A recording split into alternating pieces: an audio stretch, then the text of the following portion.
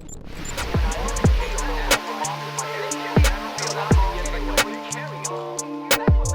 got some bad news. Talk about Buzzkill Central. About 2, 3 weeks ago, my buddy Andrew sends me a text, and I said, okay. And it was a link to a Variety story, that entertainment rag that says, Wonder Years being canceled. And I couldn't believe it. Now, I'm talking about the new Wonder Years that starred E.J. Williams and Dule Williams. They did a great job, or Dule Hill, I believe is his name. This was a reboot of the original Wonder Years that starred Fred Savage and guys like Dan Lauria. And I came into the new series as someone that was a hardcore fanatic of the original, which ran from 1988 to 93, with a very skeptical eye. Because number one, a lot of these reboots or remakes simply are not that good, and they wokeify them, and they have this very, very anti-American, anti-patriotic message. And it's really rooted in a lot of, I would say, negativity. But can I tell you something?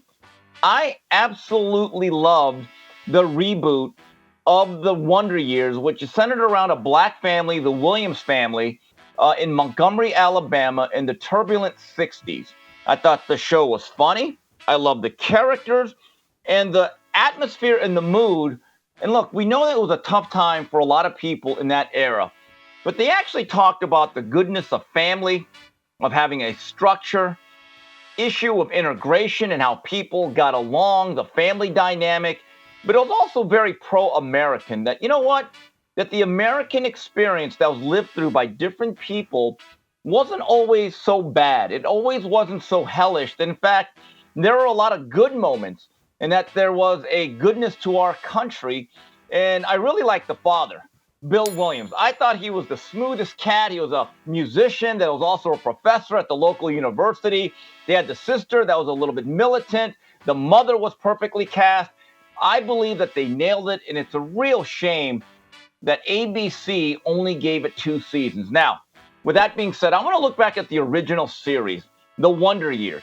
January 31st, 1988 is a day that I'll always remember. Number one, because of the date, it's my birthday.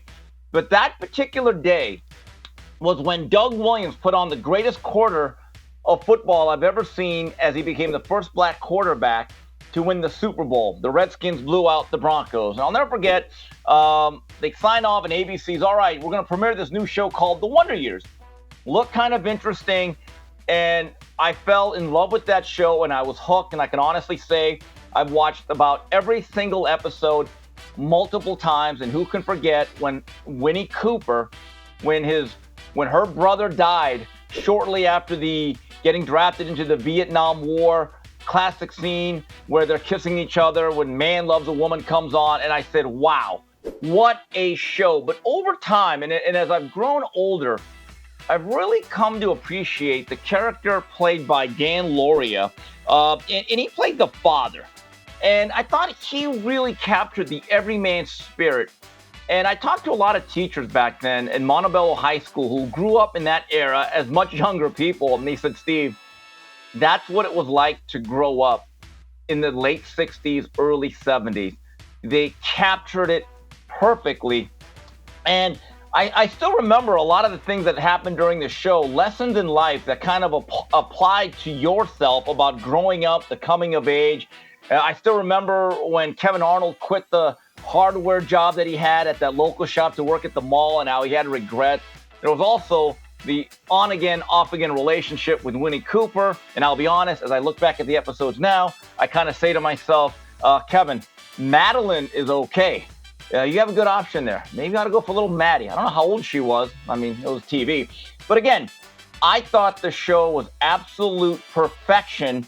And in many ways, the remake lived up to the legacy, and they did it proud. Again, I'm very upset that I will not be watching any more episodes of the new Wonder Years. So here's my approval ratings of the original Wonder Years, which again ran on ABC for about 5-6 years. And I really think it was perfect. Binge worthy, even though I don't binge it. Look, if you've never really seen it, I think you'll fall in love with it. I gave it a 25.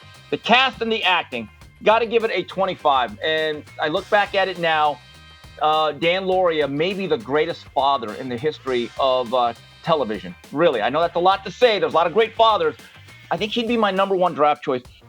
Entertainment value, 25. The show actually evolved. It was very funny at times and incredibly poignant. So when you can be funny and poignant and entertaining, you get top-notch value. And storyline, like I said, from the people that I knew that grew up in that era, they say it nailed it. So to me, this was a Picasso. It was a Rembrandt. It was an absolute masterpiece. I give it 100, and I stick with it. So that's the latest of what Cosell is watching. If you enjoyed that video, be sure to hit the like button and subscribe so you never miss a moment of Fearless.